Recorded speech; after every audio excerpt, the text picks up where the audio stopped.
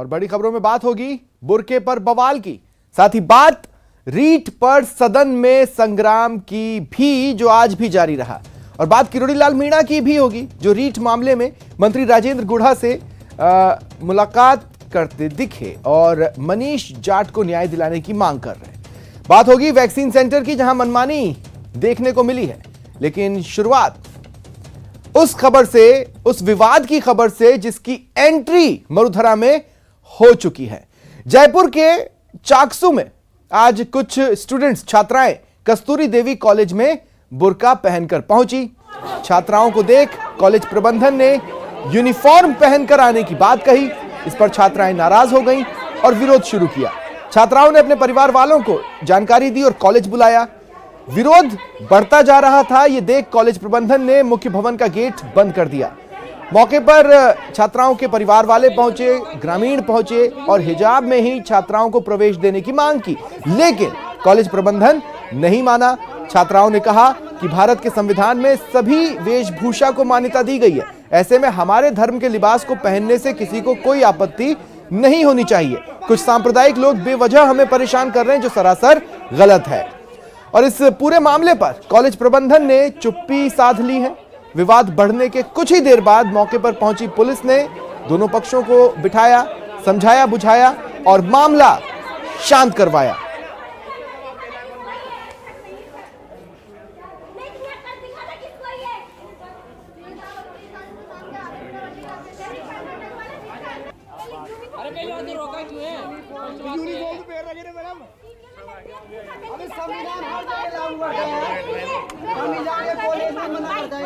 तो सुन रहे हैं आप, लगातार वाद विवाद की स्थिति वहां पर बनी रही, लगातार बहस की स्थिति वहां पर बनी रही। ज्यादा जानकारी के लिए बात करेंगे सहयोगी हीरालाल से।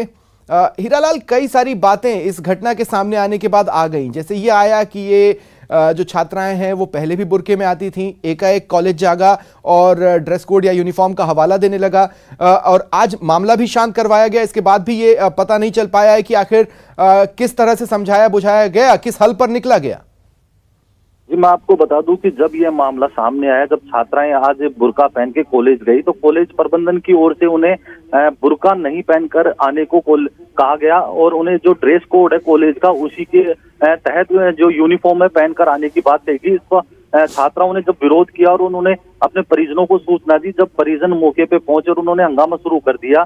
सूचना पर जब चाकसू पुलिस मौके पे पहुंची और उन्होंने कॉलेज प्रबंधन और परिजन और छात्राओं के बीच में जो समझौता करवाया, उसमें ये बात निकल के सामने आई कि कॉलेज प्रबंधन ने ये बात स्वीकार की कि छात्राओं को जो कॉलेज की गाइडलाइन के मुताबिक जो यूनिफॉर्म है मोस्टली उसी में आना चाहिए। लेकिन जब हंगामा बढ़ता देखा गया तो कॉलेज प्रबंधन ने यह भी स्वीकार किया कि छात्राएं अपनी मर्जी से जो भी पहनकर आना चाहें पहनकर आ सकती हैं, उन्हें कोई आपत्ति नहीं होगी। हालांकि जो परिजन थे उनकी तरफ से भी ये बात स्वीकार की गई कि कॉलेज की तरफ से जो उन्हें कहा जाएगा उस पर वो सहमत होंगे और जो यूनिफॉर्म है उसी के अकॉर्डिंग वो कॉलेज में आएंगी।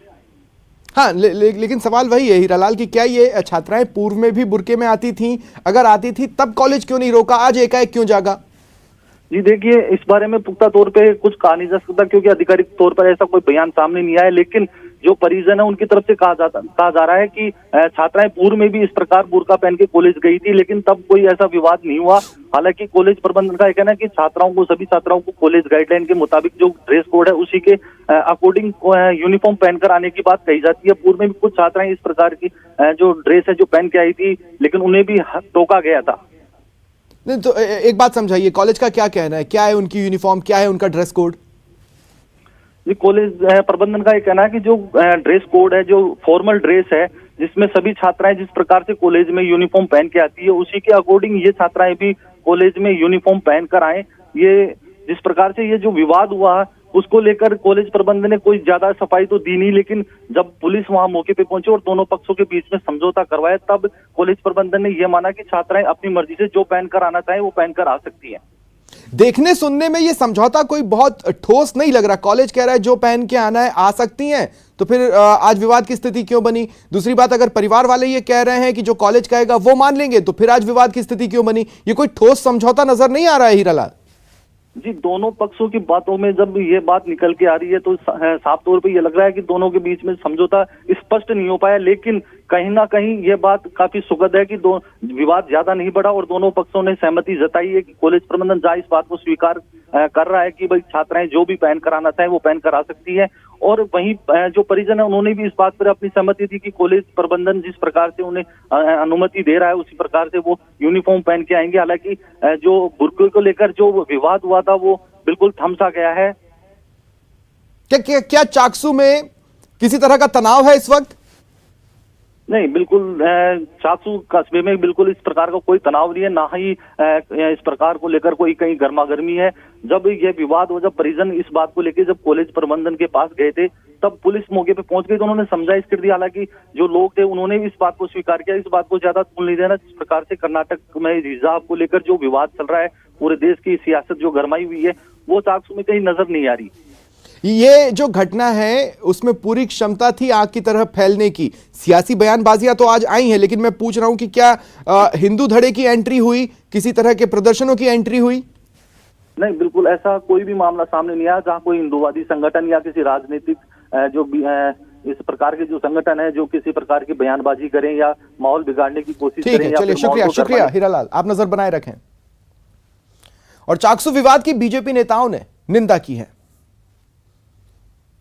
चाकसू में हुई हर एक व्यक्ति को अपने धर्म के आचरण करने की निश्चित तौर पर संवैधानिक छूट है, पर हम धार्मिक आचरण अगर सरस्वती के मंदिर में करने लग जाएंगे तो निश्चित तौर पर यह दुर्भाग्यपूर्ण होगा।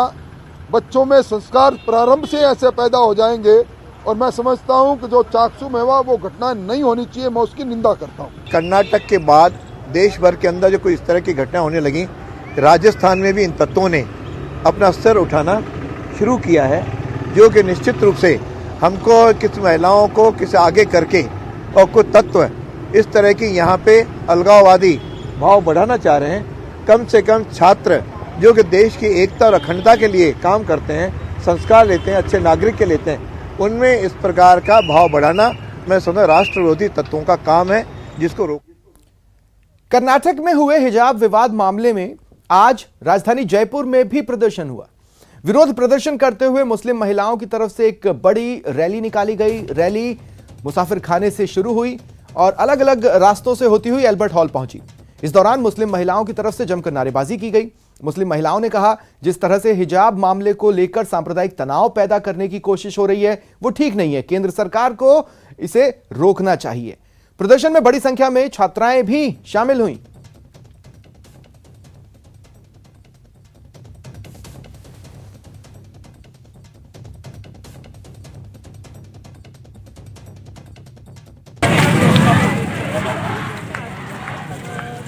आराम से मोहब्बत से।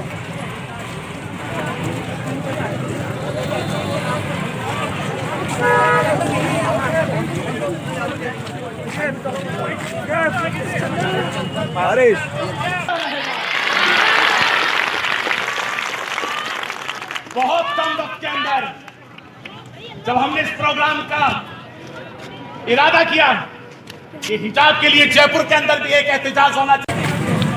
हिजाब का जो मामला है ये हमारा ये इस्लामी हक है सबसे पहले तो, और फिर ये कि इस मुल्क में जो है वो जमहूरी कवायद लागू होते हैं, तो दूसरी ये है कि ये हमारा जमहूरी हक भी है कि हम क्या पहने क्या नहीं पहने, ये हमारा फैसला होना चाहिए। और ये जो शरपसंद लोग हैं जिन्होंने ये उठाया है मामला, पहले मैं उनसे पूछना चाहूँगी कि दाढ़ी जो है वो इस्लाम की निशानी है, आप लोगों ने क्यों रख रखी है? तो जब आप दाढ़ी रख सकते हैं तो हम भी हिजाब पहन सकते हैं। और ये कि जब आपने सिखों को तलवार रखने की इजाज़त दी है, दाढ़ी रखने की इजाज़त दी है, पगड़ी बांधने की इजाज़त दी है, उनके बच्चे स्कूल में पगड़ियाँ बांधकर जाते हैं, तो हमारी बच्चियाँ हिजाब पहन के क्यों नहीं जा सकती? विवाद जयपुर पहुंचा तो राजनेता और सामाजिक कार्यकर्ता सतर्क हो गए। सभी का कहना है हिजाब वाले विवाद को सियासी फायदे के लिए हवा दी गई है। मिली काउंसिल के सचिव कहते हैं स्कूल ड्रेस को लेकर कोई विवाद नहीं है, इसे तूल न दे। तो कांग्रेस ने भी इस विवाद को सियासी बताकर लोगों से इससे बचने की अपील की सलाह दी। मुद्दा उठाया इसलिए गया है कि इनको अपने इलेक्शन में 5 सूबों में जो इलेक्शन हो रहे हैं और ख़ास तौर से यूपी का जो इलेक्शन कल हुआ है परसों हुआ है, तो इसको लेकर के उनको कोई इशू चाहिए था कि भाई इसको इशू बनाने की ज़रूरत नहीं है। जहाँ इस कॉलेजों में ड्रेस कोड है, हमारे बच्चियाँ ड्रेस कोड में जाती रही हैं, आती रही हैं, कोई ऐसी प्रॉब्लम नहीं है। इसको इशू बना करके आप बीजेपी की मदद करेंगे, इसलिए मैं चाहूँगा कि आप ऐसा कोई मैटर ना उठाएं। असलियत में ऐसा कोई इशू है ही नहीं। और जैसा कि स्थानीय प्रशासन, पुलिस प्रशासन से भी बातचीत हुई और कॉलेज प्रशासन से भी बात हुई, उन्होंने कहा कि ऐसा यहाँ पे कोई इशू है नहीं। और राजस्थान बहुत ही शांतिप्रिय प्रदेश है और यहाँ पे इस तरीके का कोई भी जो सांप्रदायिक सद्भाव या जो हमारा आपसी रहना है उसको प्रभावित करने वाले लोग, उनको पुलिस सख्ती से निपटेगी। कथित रीट सुसाइड केस से जुड़ी इस वक्त की बड़ी खबर आपको बता रहे हैं। मामले की जांच तेज कर दी गई है। पीडब्ल्यूडी एलडीसी सुसाइड केस में 3 टीमें बनी हैं। अब रीट मामले से इसे जोड़कर इस मामले की जांच की जा रही है। 3 में से एक टीम को बाड़मेर भेजा गया है, दूसरी को जोधपुर भेजा गया है और तीसरी टीम टोंक शहर में कनेक्शन ढूंढेगी, जांच करेगी। 3 लोगों से इस बीच पूछताछ भी की गई है। तो ये बड़ी खबर हम आपको बता रहे हैं। पीडब्ल्यूडी एलडीसी सुसाइड केस में 3 टीमें बनाई गई हैं। अब इस पूरे मामले को रीट से जोड़कर भी देखा जाएगा, परखा जाएगा, जांचा जाएगा। रीट मामले से जोड़कर जांच आगे बढ़ाई जाएगी कि क्या इसका कोई रीट से कनेक्शन है। 3 में से एक टीम को बाड़मेर भेजा गया है। देखिए, बाड़मेर से लगातार रीट लीक्स से जुड़ी खबरें आ ही रही हैं। दूसरी टीम जोधपुर भेजी गई है। जोधपुर से भी रीट लीक्स से जुड़ी ब्रेकिंग्स लगातार आ ही रही हैं। और तीसरी टीम शहर में जांच करेगी, टोंक में जांच करेगी। 3 लोग हिरासत में लिए गए, पकड़े गए, जिनसे इस संबंध में पूछताछ की जा रही है। पूछताछ के आधार पर यह जांचने की, भांपने की कोशिश हो रही है कि क्या सुसाइड केस के तार रीट से जुड़ रहे हैं, जैसा कि अंदेशा जताया जा रहा है। ज्यादा जानकारी के लिए बात करेंगे सहयोगी दौलत पारीख से। दौलत, पूरी खबर।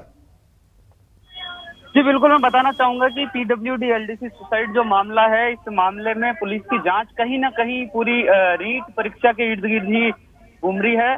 जो 3 लोगों से पुलिस पूछताछ कर रही थी, अब उनको छोड़ दिया गया है। वजह यह है कि उनसे पूछताछ पूरी हो गई है। अब पुलिस उन पर नजर बनाएगी कि वो किन से मिलते हैं, क्या है। पुलिस ने 3 टीमें बनाई है कुल मिलाकर के। उनियारा सर्किल की जो पुलिस है, वो जो जांच करें, शकील अहमद खान साहब, उन्होंने बताया कि 3 टीमें जो गठित की है, एक जोधपुर भेजी गई है, एक बाड़मेर भेजी गई है और एक पुलिस की जो टीम है वो टोंक शहर में कुछ उन लोगों से पूछताछ में जो सामने आया उसके हिसाब से टोंक शहर में वो टीम काम करेगी। और कुल मिलाकर के देखा जाए तो रीट परीक्षा से कनेक्ट करके पुलिस पूरी इस जांच को आगे बढ़ा रही है। और ये जो 3 टीमें जो बनाई गई है, ये बहुत महत्वपूर्ण कड़ी है कि आने वाले दिनों में शायद। ठीक है, शुक्रिया तमाम जानकारी के लिए। इधर विधानसभा में रीट को लेकर बीजेपी विधायकों का हंगामा आज भी जारी रहा। विधानसभा में तीसरे दिन भी रीट को लेकर गतिरोध बरकरार रहा। बीजेपी विधायक रीट की सीबीआई जांच पर अड़े, सदन में विरोध जारी रखे हुए। स्पीकर के प्रयासों के बावजूद बात नहीं बनी। उधर सरकार ने सीबीआई जांच करवाने से इनकार कर दिया। इस बीच रीट विवाद को लेकर विधानसभा अध्यक्ष सीपी जोशी ने कहा कि पेपर लीक गैंग का पता लगाना चाहिए।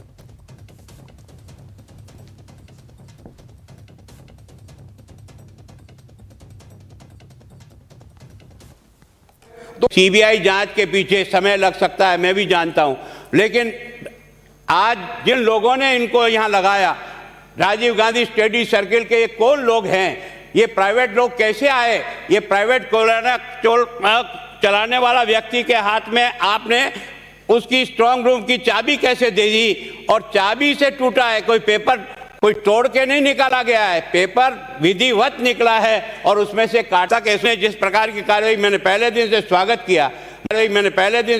किया, मुझे भारत की पुलिस पर आज भी की सारी लिंक खुल जाए और उसमें जो भी दोषी हो, मैं हूं, मेरी पार्टी का हो सकता है, इधर हो सकता है, उधर हो सकता है, मन में सबके एक ही इच्छा है, इन बच्चों के साथ न्याय हो। पर अध्यक्ष महोदय, हमारे 4 साथियों का निलंबन जो हुआ, कल की घटनाओं को 2 टुकड़ों में बैठकर नहीं देख सकते। वो अगर वेल में यहाँ आए तो उसके साथ ही मंत्रीगणों ने जिस प्रकार की गाली गलौज की, मैं समझता हूँ ब्रूटल मेजोरिटी के आधार पर उन 4 का निलंबन सबसे पहले रद्द किया जाए। अगर विधानसभा के अंदर कोई आगे कार्रवाई करो, हम उनको चारों को बाहर बैठा के और सदन की कार्रवाई में, मुझे क्षमा करेंगे अध्यक्ष महोदय, हम भाग लेने में असमर्थ रहेंगे। इसलिए पहले आप उन चारों के निलंबन को रद्द करें। यूट्यूब पर देखकर जो कल व्यवहार हुआ, उन लोगों को, अगर मैं नहीं कहूंगा निलंबन आप करो, हमारे पास मेजोरिटी, हम प्रस्ताव रखेंगे, प्रस्ताव गिर जाएगा, पर आप उनको प्रताड़ित करें ताकि सदन की कार्रवाई चले। हम बहस करने को तैयार हैं और बहस होगी तो रीट से ही प्रारंभ होगी, क्योंकि मुद्दा यही है। इसलिए अध्यक्ष महोदय, मेरी प्रार्थना आपसे, एक बार चाहे सदन आप स्थगित कर दें, एक बार जब तक इस बारे में निर्णय नहीं होगा तब तक हम असमर्थ हैं सदन की कार्रवाई में भाग लेने के लिए। आपको कितना आपके जो आपके वक्त में जो कारनामे हुए हैं, एक एक को गिनाएंगे और एक एक को गिनाएंगे। आपने कितनी सीबीआई की इंक्वायरी दे दी? आपके टाइम पे 5-5 बार लीक हुआ पेपर, एक भी किसी को सीबीआई को इंक्वायरी दे दी। आज सीबीआई को इंक्वायरी देने का मतलब क्या है? ये सब पॉलिटिकल है, आपका टोटल पॉलिटिकल है। दिल्ली के इशारे पर आप लोग ये सब कर रहे हो। आप चाहिए आइए ना, मुकाबला करिए, हमसे कहिए, आप आदेश दें। आप सरकार स्टेटमेंट देने को तैयार है, मुकाबला करने को तैयार है, इनके चिट्टे कितने खोलने को तैयार है। सब मिल बैठकर इस बात पर निर्णय करें कि इन चीजों को रोककर किस तरह से राजस्थान में परीक्षा को इन जो गैंग वाले हैं उनसे मुक्त करके परीक्षा कर सके। इसलिए आप ठीक समझें तो मैं सरकार से निवेदन करूंगा, और आप समय बैठ दें तो मैं बैठ के बात करके मंडे को अपन बैठ के डिस्कशन कर लेते हैं इसमें। और डिस्कशन करने के बाद 2 पार्ट में, जैसा कटारिया साहब ने कहा, एक परीक्षा होने का काम है, उसको नहीं रोका जाना चाहिए। क्रिमिनल लाइबिलिटी के अंतर्गत जो हम कैसे, जो आदमी क्रिमिनल हैं जिन्होंने इस घटना को इस अंजाम तक पहुंचाया, उनको आइडेंटिफिकेशन कर लें। एसओजी की जितनी अभी तक जांच हुई है, मैं समझता हूँ कि कटारिया जी कह रहे हैं, हम भी कह रहे हैं, सभी कह रहे हैं कि एसओजी के कारण ही हम इस जगह पर पहुंचे कि इस तरह का पेपर लीक हुआ है। इसलिए एसओजी का वर्सन भी सरकार दे दे और फिर मिल बैठकर हम इसको आगे बढ़ने के लिए, यदि आप समझते हैं कि आगे बढ़ना है तो कटारिया साहब और आपकी पार्टी को पूरा अधिकार है कि हम एसओजी की जो एक्सप्लेनेशन से सेटिस्फाइड नहीं है तो आप अपना जो भी आपका रुख लेना हो रहे। आज भी सदन में बीजेपी विधायकों के निलंबन का मुद्दा गरमाया। नेता प्रतिपक्ष गुलाबचंद कटारिया ने स्पीकर सीपी जोशी से कहा कि वो बीजेपी विधायकों के साथ हुए एकतरफा कार्रवाई से दुखी हैं। सरकार से आपके मंत्री गाली देते हैं, क्या ये मेरे मंत्री नहीं, आपके भी मंत्री, आपका मतलब इस सरकार का मंत्री, मेरा मंत्री, आपके भी मंत्री हैं, सरकार का मंत्री। आप गुस्सा मत करें, आपके भी मंत्री हैं, मेरे मंत्री नहीं है, राजस्थान सरकार के मंत्री हैं। आप गुस्सा नहीं, आप प्रेम से आराम से बोले, गुस्सा नहीं करें, आप आराम से बोले। आप मैं आपसे, आपने जो कार्रवाई की वो नियमों के तहत की, 4 लोगों को बाहर निकाला, आपने बड़ा मन रख करके उनको यहाँ तक अलाउ किया, कोई दिक्कत नहीं।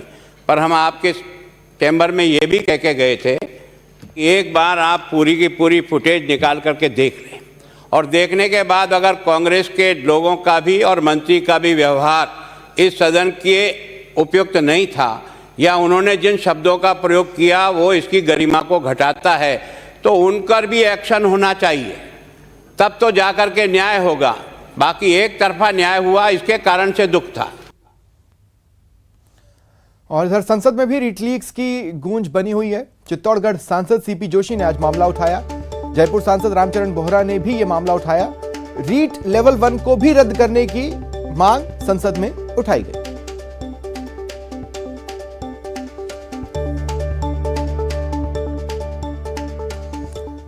रीट में 500 करोड़ का खेला, पूरी खबर एक ब्रेक के बाद।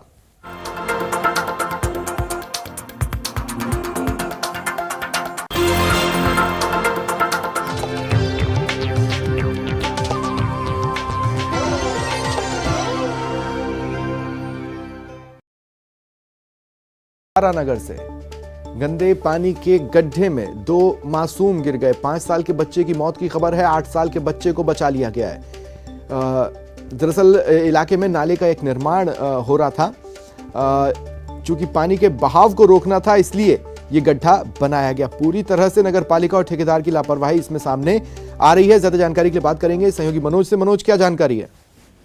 जी बिल्कुल, मैं बताना चाहूंगा कि तारानगर कस्बे का यह पूरा मामला है। वार्ड संख्या 34 में जहां नाले का निर्माण कार्य चल रहा था और पानी के बहाव को रोकने के लिए एक नगर पालिका के द्वारा 12 फीट का गहरा गड्ढा है वो वहां बनाया गया था।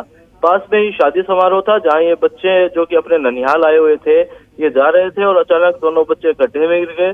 जो 8 वर्षीय ऋतिक है उसको तो जो राहगीर थे उन्होंने तत्परता दिखाते हुए निकाल लिया था, लेकिन जो 5 वर्षीय आरव था उसकी उस गड्ढे में डूबने से दर्दनाक मौत हुई है। सूचना लोगों की भीड़ भी वहां इकट्ठी हुई और नगर पालिका है उसके खिलाफ आक्रोश भी लोगों के द्वारा जताया गया। हालांकि बड़ी लापरवाही है ये कहा जा सकता है, क्योंकि गड्ढे के आसपास कहीं भी कोई चिन्ह या इस तरह की कोई बाउंड्री नहीं थी कि उससे ये इंगित होता हो कि वहाँ गहरा गड्ढा है। जी शुक्रिया तमाम जानकारी के लिए। रीट पेपर लेकर आने वाले ट्रक ड्राइवर की मौत मामले में उनकी पत्नी को न्याय दिलाने की मांग को लेकर बीजेपी सांसद किरोड़ी लाल मीणा आज चीफ सेक्रेटरी के दफ्तर पहुंचे। उन्होंने मुख्य सचिव को ज्ञापन दिलवाया। मुख्य सचिव की ओर से कोई स्पष्ट जवाब आश्वासन नहीं मिलने के बाद नाराज किरोड़ी लाल मीणा पीड़ित को लेकर उनके इलाके के स्थानीय विधायक राजेंद्र गुढ़ा के निवास पर पहुंचे और धरना दिया। किरोड़ी लाल मीणा का कहना है जब तक न्याय नहीं मिलेगा तब तक वो मंत्री राजेंद्र गुढ़ा के मकान पर ही धरने पर बैठे रहेंगे। संरक्षण में पेपर लीक हुए हैं तो आप क्या उन राजनेता को पकड़ो तो सही जो जारौली बता रहा है। जारौली को भूमिगत कर दिया, ये मनमानी नहीं चलने वाली है। और ये महिला जो है इसके पति संदिग्ध स्थिति में मारा गया है। वहां के विधायक माननीय राजेंद्र जी गुढ़ा है, मंत्री भी हैं, हम इनके दरबार में बैठे हैं। जब तक न्याय नहीं मिलेगा जब तक मैं गुढ़ा जी के मकान पर बैठा हूँ। पति है तो पति रीट की बलि चढ़ गया और मेरा भविष्य है रीट की, मैंने एग्जाम भी दी थी, मेरा भविष्य वैसे गर्त में चला गया। और ना सास है ना ससुर है, मेरा एक बेटा है और मैं हूँ, ना मेरे पास रोजगार है, ना मेरे पास कोई कमाई करने का घर पे कोई रोजगार है, साधन है, बिजली, कुआं, जो भी रास्ता कुछ भी नहीं है। मतलब महिला को न्याय मिले इसमें मैंने अभी चीफ सेक्रेटरी मैडम से बात की है। हम सीएम साहब से भी इस मामले में चर्चा करेंगे। अब ये मेरे पास तो महिला कभी आई नहीं और मैं तो सैटरडे संडे को हर बार कॉन्स्टिट्यूंसी में रहता हूँ। अभी मेरे पास नहीं आ पाए, ये जो भी कारण रहा होगा। खाद्य एवं नागरिक आपूर्ति मंत्री प्रताप सिंह खाचरियावास ने सीबीआई को केंद्र सरकार का तोता बताया है। एक दिन के बाड़मेर दौरे पर आए खाचरियावास ने कहा कि बीजेपी नेताओं की मांग पर राजस्थान के 5 मामलों की जांच सीबीआई को भेजी थी, लेकिन आज तक इन मामलों में सीबीआई ने जांच नहीं की है और न इन मामलों में अब तक दोषियों पर कार्रवाई की गई। एक तरफ जहां मंत्री खाचरियावास बीजेपी पर जमकर बरसे तो दूसरी तरफ सीएम गहलोत की जमकर तारीफ भी की। कहा मुख्यमंत्री राजनीति के खिलाड़ी हैं, कब किसका इलाज कर दे किसी को पता नहीं चलता। जांच जो इन्होंने दी उन 5 जांचों में ये लोग, मैं आपको सही कह रहा हूं, कोई भी कार्रवाई नहीं कर पाए। और जब ये जो कार्रवाई नहीं की है, जो 5 जांच है, विष्णुदत्त बिश्नोई, सीआई आत्महत्या प्रकरण, लवली कुंडारा, कमलेश प्रजापति, आनंद पाल अलवर रेप केस, हम 5 जांच सीबीआई को दी, सेंट्रल ब्यूरो ऑफ इन्वेस्टिगेशन, जिसके लिए इमेज है कि केंद्र सरकार का तोता है सीबीआई, फिर भी हमने दी बीजेपी की डिमांड पर। आप खुश रहो राजस्थान। वक्त ब्रेक के बाद दिखाएंगे वैक्सीन सेंटर पर मनमानी।